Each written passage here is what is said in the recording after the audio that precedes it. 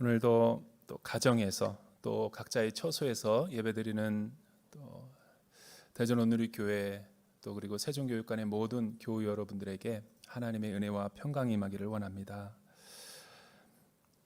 우리 담임 목사님께서 기도해 주셨던 것처럼 전 세계가 또 이 나라와 민족이 또 하나님의 사람들도 교회도 같이 이 코로나 팬데믹이라는 그리고 코로나 블루라는 아주 어려운 시기를 지나가고 있습니다. 많은 국내외 학자들의 전문가들 또 권위자들의 이야기에 따르면 이 재난이 어디로부터 비롯된 것일까? 이 문제와 또 원인 또 결과들을 많이 예측하지만 그것보다 더 중요한 것은 이 재난의 폭풍 속에 한복판에서 또 하나님이 나에게 원하시고 또 인생의 궤도를 수종하라고 하는 그 부분은 무엇인가, 나의 영적으로 바로잡을 부분은 무엇인가를 정확하게 아는 것이야말로 이 재난에서 우리가 승리하는 영적인 비결인 줄로 믿습니다. 기도할 때 우리 성도님들 또 하나님의 사람들은 그렇게 기도해서는 안 됩니다.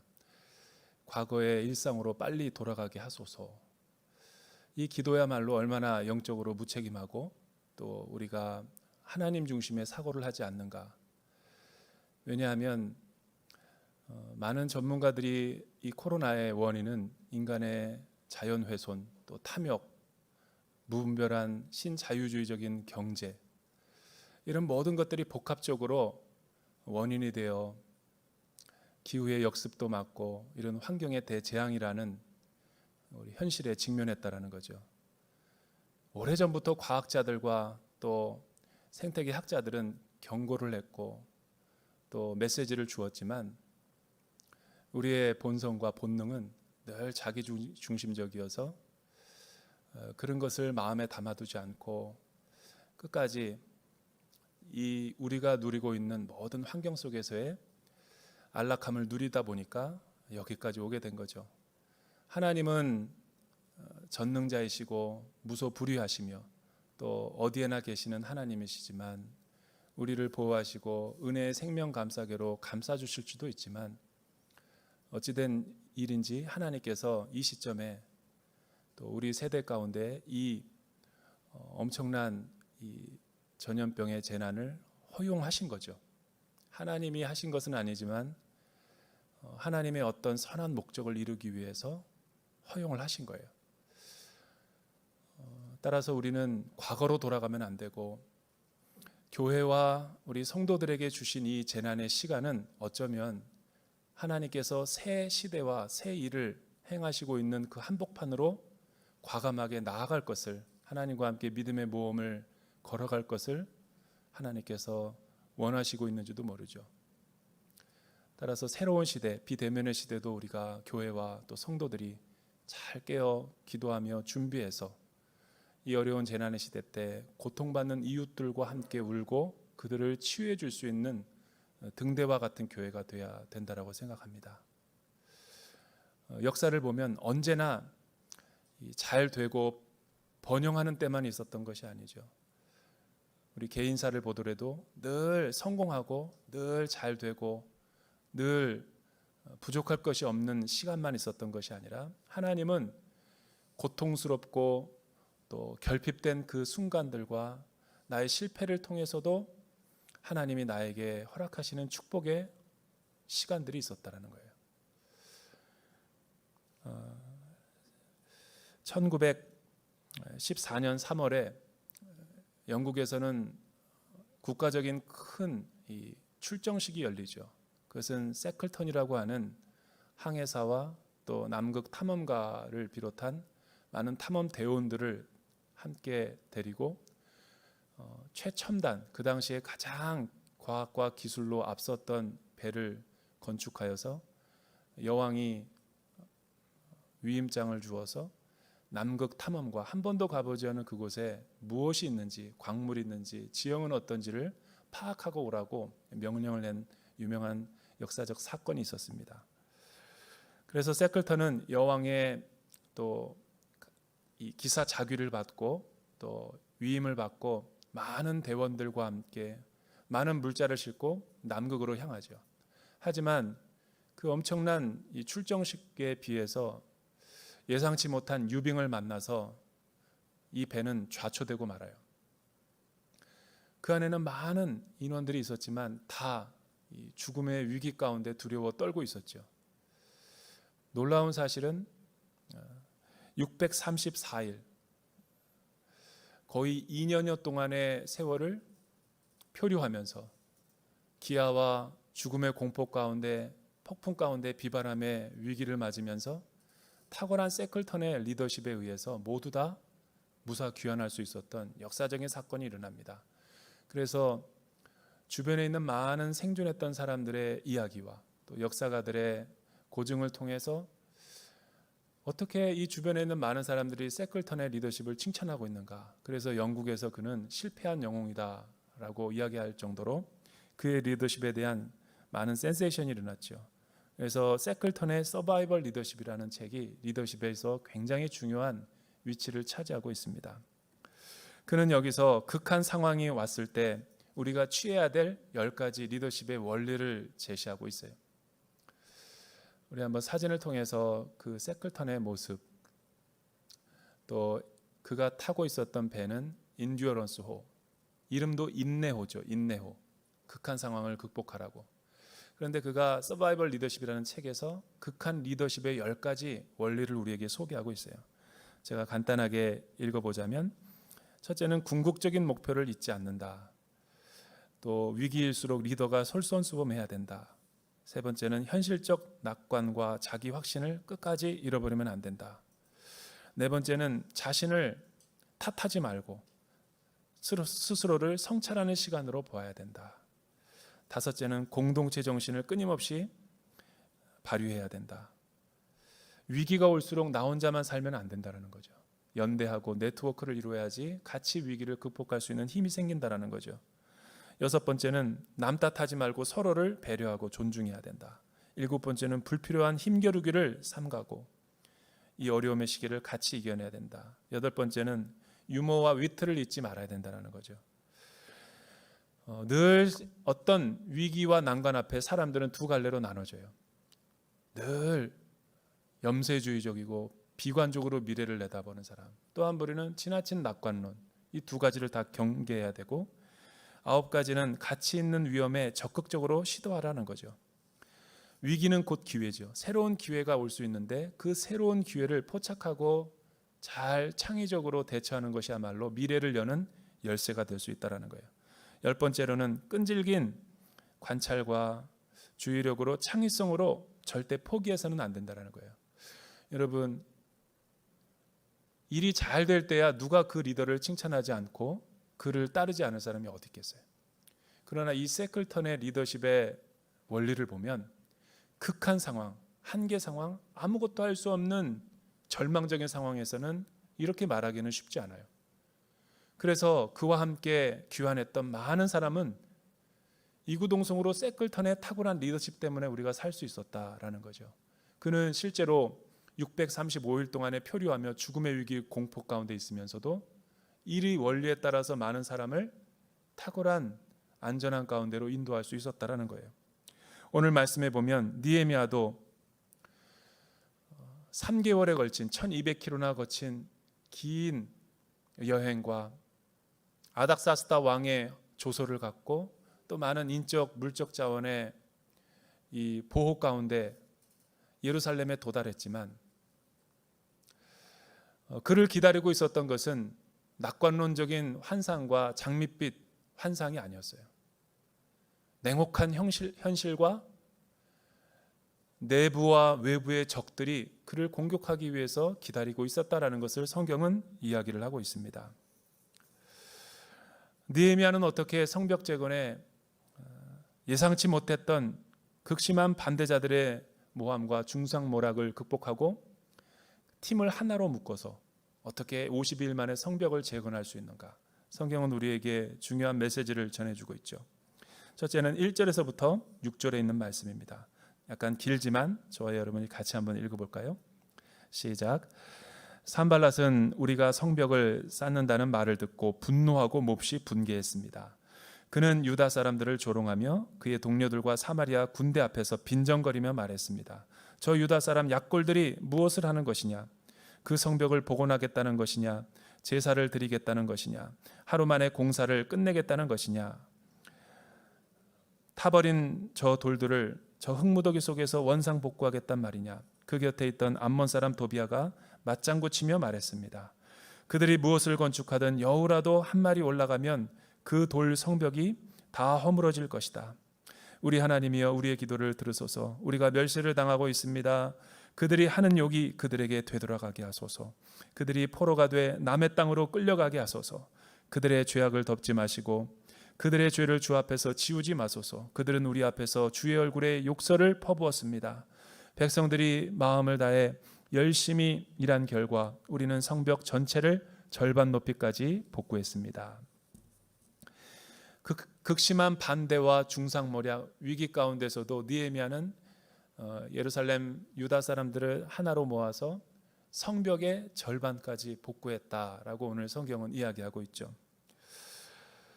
오늘 말씀을 보면은 어떻게 그가 성벽을 재건할 수 있었는가? 외부의 공격에 고도의 심리전이 있을 때 그는 거기에 휘둘리지 않고 흔들리지 않았다라는 거예요. 하나님의 일을 하다가 보면 그 선한 목적과 선한 뜻임에도 불구하고 자신의 가치와 또 자신의 이해와 맞지 않아서 갈등을 경험할 수 있다라는 것을 우리는 지난주 설교를 통해서 배웠죠. 이거는 누구에게나도 예외가 아니에요. 일이 잘 될 때도 있지만 잘 안 될 때도 있어요. 잘 될 때는 하나님이 순리대로 우리를 이끌어 가시는가에 대한 감사로 찬양과 영광을 올려드릴 수 있죠. 그러나 갈등과 위기를 만났을 때 중요한 것은 리더십의 태도가 중요한 거예요. 갈등은 서로 다르기 때문에 일어나는 양상이죠. 그 갈등이 나를 지지하는 걸 수도 있고 나를 돌아서게 만드는 불협화음의 아주 분열의 핵심이 될 수도 있는 그 상태가 갈등이라는 거예요. 웹스터 사전에 보면 컨플릭트라고 하는 단어는 포지티브한 것도 아니고 네거티브한 것도 아니에요. 그냥 서로 다른 이해 양상의 상태라고 이야기를 정의하고 있어요. 근데 우리나라 사람들은 일반적으로 나와 다른 견해를 제시하는 사람이나 또 나와 조금 더 다른 상충하는 이야기를 하게 되면 보스나 리더는 힘들어하는 사람들이 많아요. 왜 그러냐면 동양적인 문화에서는 그것은 있을 수도 없는 일이기 때문에 그렇죠. 그러나 어떻게 보면 나와 다른 이견, 나를 반대하는 사람의 그런 충고가 있었기 때문에 이 긴장이 긴장으로 끝나는 것이 아니라 더 창의적이고 한 번도 생각해 보지 않고 한 번도 내가 걸어가 보지 않은 결과를 얻게 되는 경우가 많이 있어요. 제가 아는 어떤 목사님은 나만 만나면 예전에 자신이 섬기고 있었던 그 담임 목사님을 힘든 아주 나쁜 부분만 이야기하는 사람이 있어요. 직장에서도 마찬가지죠. 사장님이 없거나 사장님만 모르고 다 알아요. 어떤 회식 자리에 같은 가면 그냥 모여서 험담하는 거예요. 근데 그걸 또 막 못마땅하게 생각하고 막 뒷조사하고 그러면 안 되는 거예요. 그런데 여러분 잘 생각해 보세요. 제가 걸어온 인생을 보더라도 일이 잘 풀려서 잘 된 것보다도 나에게 어려운 위기의 순간 나를 반대했던 사람 때문에 내가 결국은 그 창조적인 일을 해내고 도달했던 경우가 많아요. 결국은 제가 아는 목사님은 그 담임 목사님이 너무 자기를 힘들게 해서 개척을 했는데 성공했어요. 지금도 저를 만나면 하는 얘기가 그때 그분 아니었으면 내가 이렇게 개척했겠어. 계속. 여러분 오늘 느헤미야를 보면 자신을 반대하는 많은 사람들이 나타나요. 2장 그 느헤미야 9절 10절 그리고 19절에 보면 아닥사스다 왕의 조서를 받을 때부터 어떻게 보면 이런 긴장은 있었던 거예요. 이게 수면 위로 안 드러나서 그렇지, 그러나 예루살렘에 도착하자마자 벌써 이 눈에서 나타나기 시작한 거죠. 잠복기를 거치다가 다 나타나고 있었던 거예요. 그때 어떻게 그들이 느헤미야와 일행들을 저주하고 조롱하고 비방하고 욕설을 퍼부었는가? 그거는 우리가 참기 힘든 부분이에요. 저 유다 약골들이 무엇을 하는 것인가? 성벽을 복원하겠다는 것이냐? 제사를 드리겠다는 것이냐? 하루 만에 공사를 끝내겠다고? 불에 탄 그 흙무더기 속에서 성을 복구하겠다고? 도비아 사람 암몬은 휘발유를 뿌리죠. 여우 한 마리가 올라가더라도 무너질 것이다. 이게 평상시에 내가 영적으로 건강할 때 듣는 이야기라면 큰 나의 삶을 변화시킬 수는 없어요.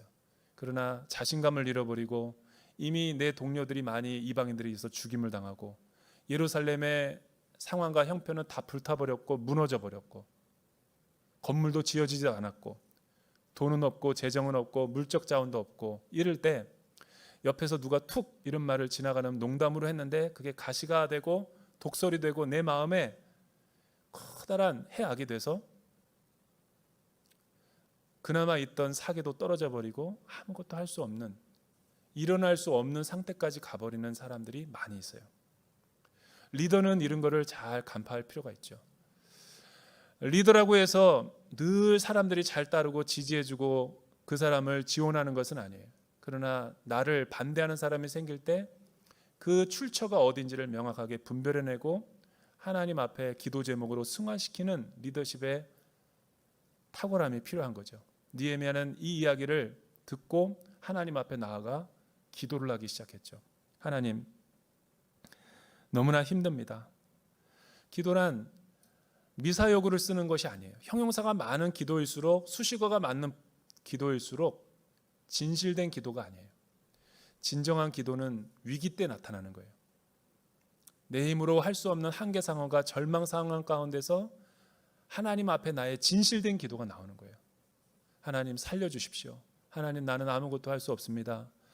이거를 시편 기자는 탄식시와 탄원시라고 하죠. 그래서 시편을 읽으면 공감이 되는 게 늘 내 얘기 같고 늘 나를 위해서 기도하는 것 같은, 내 상황과 어떻게 그렇게 똑같는가, 이런 공감을 하게 되는 거죠. 왜냐하면 그의 기도는 미사여구가 없어요. 이 기도의 덕분인지 백성들이 동요하지 않고 그 기도의 힘을 몰아서 절반까지 성벽을 공사했다. 여기까지는 참 좋아요. 그러니까 심리전에 말려들지 않은 느헤미야의 탁월한 영적인 해안.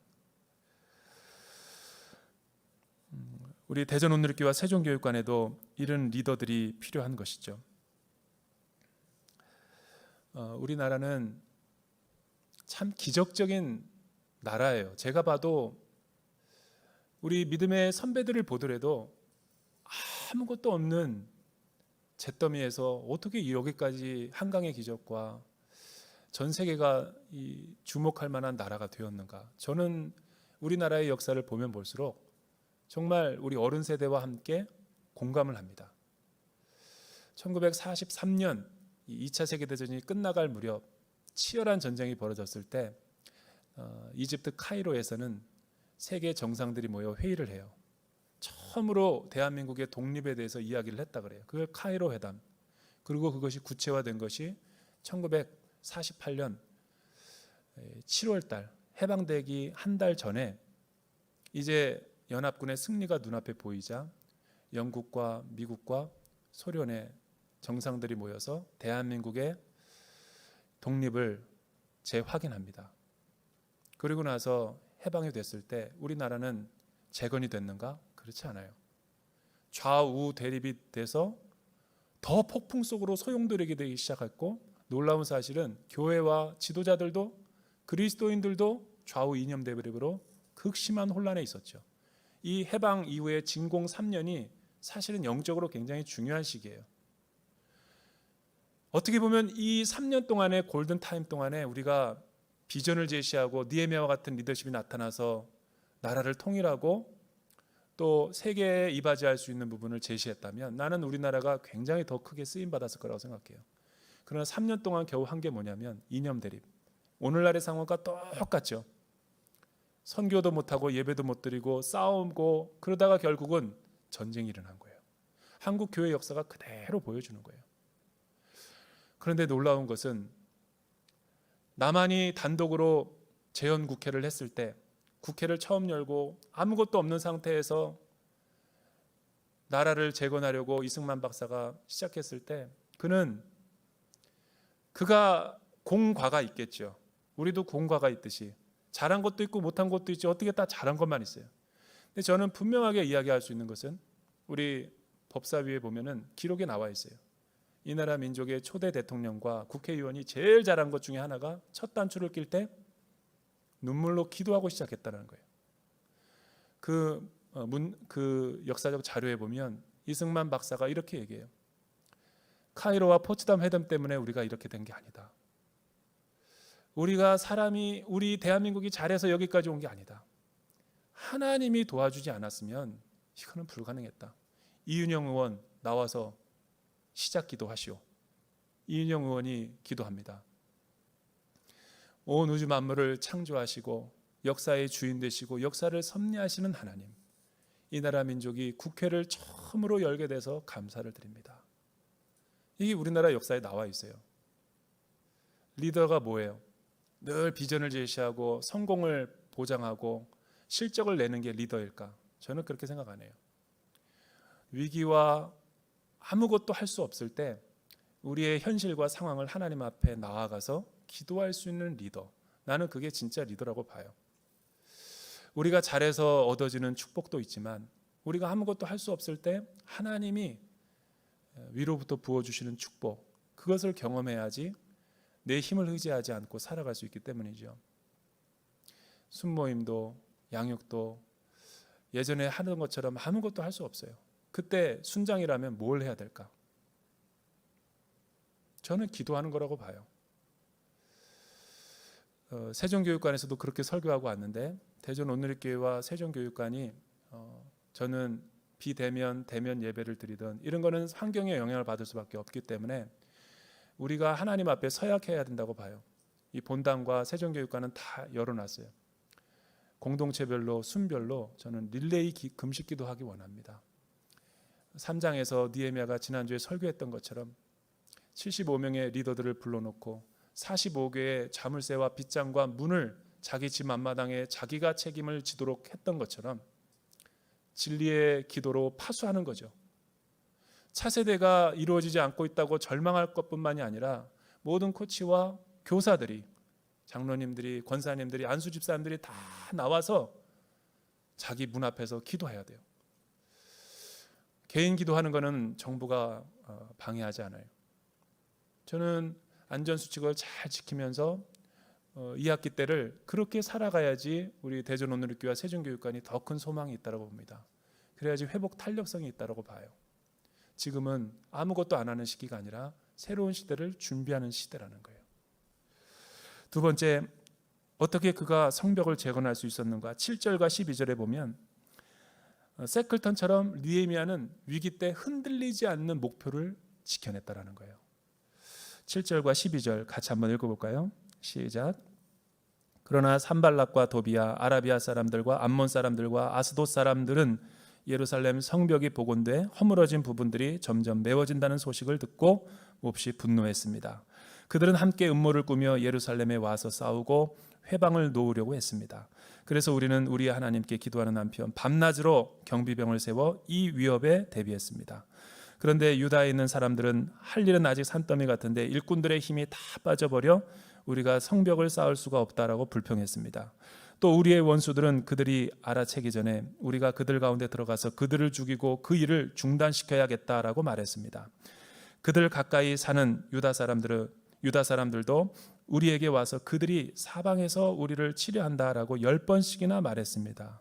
왜 유다 사람이 10번씩이나라는 말을 강조하죠? 기도의 힘으로 내공으로 어찌하든지 성벽 절반까지는 해냈어요. 그러나 나머지는 정말 하나님이 도와주지 않으면 할 수 없는 그 상황. 재헌국회까지는 우리가 열었는데 이 나라 민족이 정말 가난을 벗어날 수 있고 민족의 웅비를 할 수 있을까? 회의적이에요.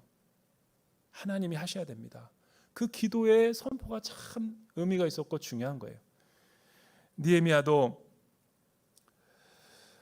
기도의 힘을 경험해서 여기까지 온 줄로 알았는데 이제 더 상황은 악화돼서 전쟁의 위협의 소리까지 들리는 거예요. 밤에 습격하고 테러하자, 또 이 자물쇠와 빗장과 문을 달고 있는 사람의 이웃들의 산발락과 암몬 사람들, 아라비아 사람들, 게셈이 와가지고 계속 영적으로 독서를 퍼붓는 거예요. 니네가 잘 되나 보자. 우리가 너네를, 가족들을 다 몰살시켜 버릴 것이다. 불안과 두려움과 공포 가운데 있고 이 전쟁의 소식을 들은 사람은 더 낙심할 수밖에 없는 거죠. 그때 느헤미야는 뭐라고 백성들에게 독려했을까? 참 어려운 상황인 거예요. 이때 느헤미야는 기도도 하지만 현실적인 상황을 보면서 고뇌하고 고민했을 거예요. 나는 그래서 세클턴의 책을 보면 참 그게 마음에 와닿는 거예요. 이거는 리더의 위치에 서 있지 않는 사람은 이해할 수 없는 거죠. 자기의 한 번의 방향과 결정에 따라서 공동체 전체가 영향을 받는데 고뇌하고 또 고뇌할 수밖에 없는 거예요. 그래서 세클턴과 느헤미야는 그렇게 생각했겠죠. 제일 위기 극한 상황에 여러분의 삶에 어려움이 찾아오거든 이 첫 번째 원리를 놓치면 안 되는 거예요. 궁극적인 목표를 잃어버리면 안 된다는 거예요. 내가 왜 여기 있는가? 내가 왜 여기까지 지금 와 있지? 여러분, 변화하는 상황 가운데 내비게이션과 업데이트되지 않은 낡은 정보, 또 이 사막에서 지도를 가지고 횡단하는 것은 다 무가치한 일이에요. 미래를 예측한들 바람에, 모래바람에 의해서 다 시시각각으로 변하는데 그게 무슨 항법이 의미가 있으며, 그러나 폭풍 가운데, 극한 상황 가운데 변하지 않는 진리는 북극성을 바라보면 되는 거예요. 세클턴은 북극성을 바라봤다는 거예요. 비바람이 몰아쳐도, 두려움이 몰려올 때도 나침판을 봤다라는 거예요. 하나님의 말씀을 붙들고 하나님을 끝까지 신뢰하고 의지하면 이 또한 지나갈 수 있는 거죠. 플로리다에 태풍이 많이 몰려와요. 플로리다는 다른 미국 주에 비해서 이 도시 건축법이 굉장히 까다로워요. 시카고는 이 바람이 굉장히 폭설이 많이 오고, 플로리다는 슈퍼 허리케인이 와서 수만 채들을 갖다가 삼켜버리고 날려버리기 때문에 재난재해 지역으로 날마다 선포되는 지역이에요. 그래서 일본의 지진 설계에 따라서 일본 집이 지어지듯이 플로리다는 다른 주보다도 건축이 까다롭기로 유명하죠. 그런데 어느 날 매년마다 오는 이 슈퍼 허리케인이, 역대급 허리케인이 와서 수천 채가 아니라 수만 채를 완전히 날려버렸어요. 거의 살 수 없을. 그래서 미국 대통령이 재난을 선포했죠. 그때 CNN 리포터가 어떤 한 사람과 인터뷰하는 것을 본 적이 있어요. 근데 그 인터뷰한 그 사람이 뭐라고 얘기하는가 봤더니 그 얘기를 하는 거예요. 자기는 다른 주에 있다가 플로리다에 왔대요. 그래서 문화를 모르기 때문에 건축법이 까다롭다는 것을 알고 다른 시공사들에게 의탁한 게 아니라 자기가 직접 지었대요. 알게 된 거는 너무나 이 건축 자재뿐 아니라 이 기초를 닦는 것도 다른 주에 몇 배나 더 높다라는 걸 알게 된 거예요. 자기 집이고 자기가 정착해야 되기 때문에 그 매뉴얼대로 그대로 했다라는 거예요. 이 말은 뒤집어 보면 다른 집들은 이 준공할 때나 시공할 때 그 기자재와 모든 이 그 매뉴얼이 똑같았지만 내가 보기에는 다 약간은 정도의 차이가 있었던 거죠. 그 집에 다른 거는 다 수천 채가, 수만 채가 다 무너져 버렸는데 그 집이 한복판에서 버티고 있는 거예요. 그런 인터뷰를 들어봤어요. 느헤미야는 위기였지만 외부적인 공격을 기회로 보고 흔들리지 않고 이스라엘 백성들과 나에게 성벽과 성전이 갖는 의미가 무엇인가를 또렷이 생각해낸 거죠. 그래서 이 성벽 제거는 그냥 담벼락가를 짓는 공사가 정도가 아니라 하나님의 성전이요 목숨보다도 더 중요한 영적인 의미가 있다는 것을 깨닫고 사수할 수 있었던 거죠. 사업을 할 사람들은 이런 사명감을 가지고 사업해야지 돈이 있다고 사업한다는 건 아니겠죠. 왜 많은 사람들이 사업을 하겠다고 창업을 하겠다고 하면서 중도에 포기하는가? 왜 얼마나 많은 사람들이 좋은 뜻 하나님으로부터 음성을 들었다고 교회를 개척하지만 거의 10중 8구 다 실패하는가? 이 위기 때 나침판을 보지 않아서 그렇죠. 세 번째, 어떻게 성벽을 완공할 수 있었는가? 그는 영적으로 무장시키고 성벽 공사를 끝까지 독려했던 위대한 리더십이었기 때문에 그런 거죠. 13절과 15절 마지막으로 한번 읽어볼까요? 13절과 15절 시작. 그래서 나는 사람들을 가문별로 칼과 창과 활로 무장시켜서 성벽 뒤 낮고 넓게 펼쳐진 곳에 배치했습니다. 백성들이 두려워하는 것을 보고 나는 귀족들과 관리들과 나머지 백성들에게 말했습니다. 그들을 두려워하지 마시오. 위대하고 두려우신 여호와를 기억하고 여러분의 형제와 자녀와 아내와 가정을 위해 싸우시오. 우리의 원수들은 우리가 그들의 계략을 알았고 하나님이 그들의 계획을 꺾으셨다는 것을 들었습니다. 그제야 우리는 모두 성으로 돌아와 각자 하던 일을 계속했습니다. 제일 마음에 와닿는 성구가 그제야 그들은 안심하고 모두 성으로 돌아와 각자 하던 일을 계속했다. 느헤미야는 분명 이 기도의 리더십이었어요. 그러나 기도가 우리가 하는 기도와는 달랐어요. 위기가 찾아올 때 엎드리고 기도했지만 그는 기도만 하던 리더는 아니었어요. 기도도 하고 현실적으로 무엇이 필요했던지 분명히 알았던 영적인 센스가 있었던 리더였죠. 제가 예전에 이 대학 청년부를 벌써 20년이 됐어요. 20년 전에 믿겨지지 않지만 참 대학부를 하면서 재밌기도 했지만 제가 돌아보니까 이해가 안 됐던 때가 예배를 뜨겁게 하고 비전을 캐스팅하고 막 던지면 대학생들이 막 열광해요. 그리고 막 엄청나게 부흥을 했어요.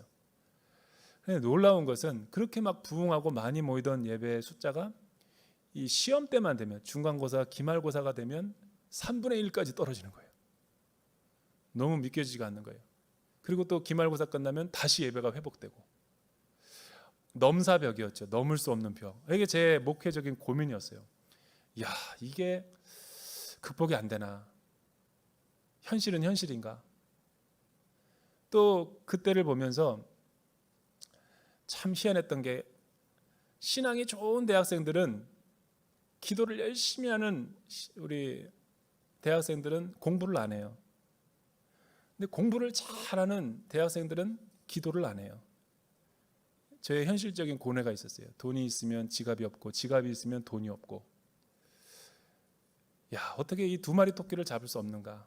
이거는 우리의 제자도의 문제구나. 우리는 어때요? 느헤미야는 달랐어요. 기도했지만 행동했어요.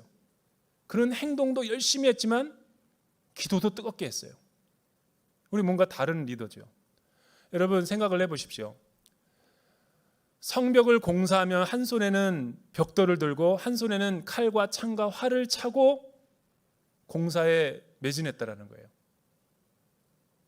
그리고 두려워 떨고 있는 사람들에게 환경에 지배를 받지 말고 사람들을 두려워하지 말고, 그건 현실이죠. 그러나 그 현실 너머에 두렵고 크고 위대하신 하나님을 기억하라. 너희의 싸우는 싸움은 이 성벽을 짓는 것은 담벼락을 짓는 게 아니라 하나님의 성전을 하나님을 위해서 짓는 것이다. 이 성벽을 지을 때 우리의 후손들은 하나님의 은혜 아래 있게 되고 여기서 짓지 못하고 퇴각하게 되면 우리 믿음의 선조들의 굴욕적인 역사가 보여지듯이 또 100년을 지나서 성전을 못 짓게 될 것이다. 얼마나 비장해요. 리더는 이런 사람인 거죠. 목숨을 걸어야 되는 거예요. 그러니까 오늘날 위기가 있고 여러 가지 안 되는 것만 이야기하고 대안을 못 제시하는 리더들의 특징은 뭐냐면 목숨을 안 걸어요. 근데 느헤미야는 리더였고 그는 이 성벽에다가 목숨을 걸었어요. 그리고 칼을 찾고 그 자신도 이 현장에서 뛰어들었고 많은 사람들을 독려해서 안정을 시켰던 거죠. 그러니까 각자가 돌아가서 성벽을 짓고 52일 만에 불가능한 일을 가능하게 했던 거죠. 나는 이 코로나 기간이 그런 기간이라고 봐요. 어떻게 될지 아무도 몰라요. 그러나 그 열쇠는 하나님이 쥐고 있어요. 저는 늘 8개월 동안 제가 여러분들이 강조했던 것처럼 한국 교회의 이 코로나가 재난이 독이 될 수도 있지만 약이 될 수도 있어요.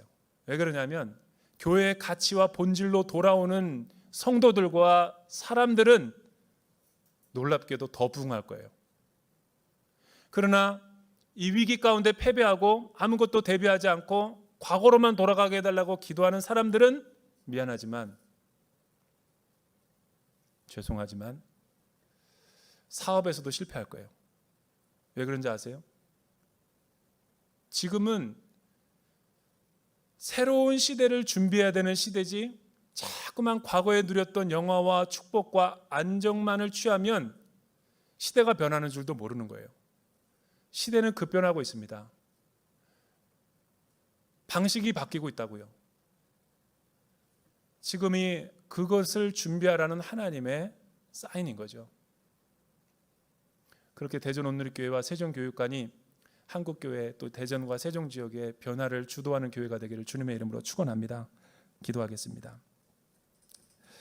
하나님 아버지, 시대가 많이 어렵지만 대전 온누리교회와 세종교회, 세종교육관 우리 성도님들이 위기의 시대를 기회로 여기고 느헤미야와 같은 영적인 리더십으로 승리하는 우리 2학기가 순모임과 차세대와 만날 수 없는 모든 환경이지만 기도와 금식으로 또 순장들이 탁월한 영적 리더십으로 순원들을 잘 독려해서 영적인 성벽을 재건할 수 있는 우리 교회와 교육관이 되게 축복하여 주시옵소서. 예수님의 이름으로 기도드립니다.